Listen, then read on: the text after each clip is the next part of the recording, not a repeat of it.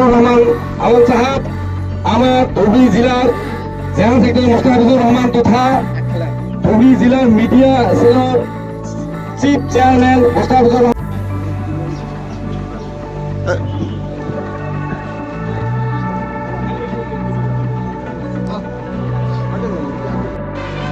আন্তরিকভাবে আমি গ্রহণ করি আগন্তুক দিনের কংগ্রেসের সাংগঠনিক দিক শক্তিশালী করি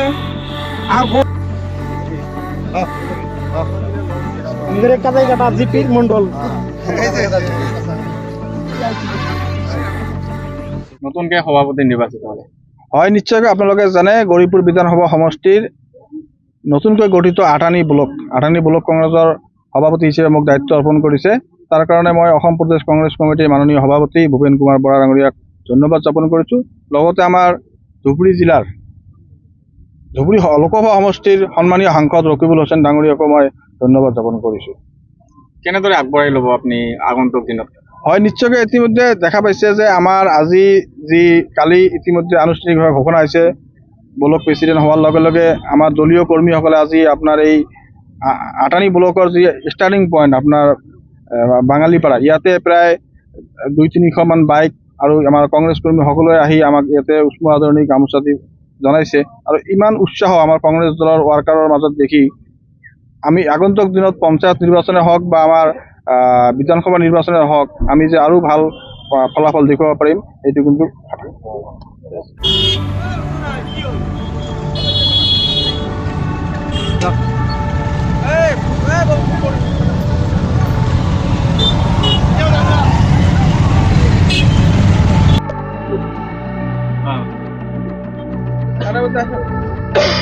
রহমান আওয়াল সাহেব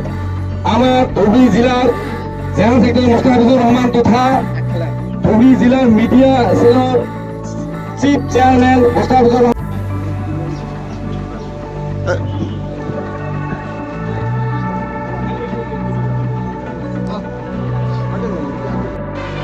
আন্তরিকভাবে আমি গ্রহণ করি আগন্তুক দিনের কংগ্রেসের সাংগঠনিক দিক শক্তিশালী করি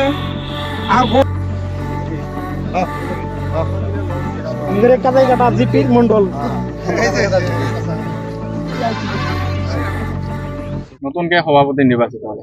হয় নিশ্চয়কৈ আপোনালোকে জানে গৌৰীপুৰ বিধানসভা সমষ্টিৰ নতুনকৈ গঠিত আঠানী ব্লক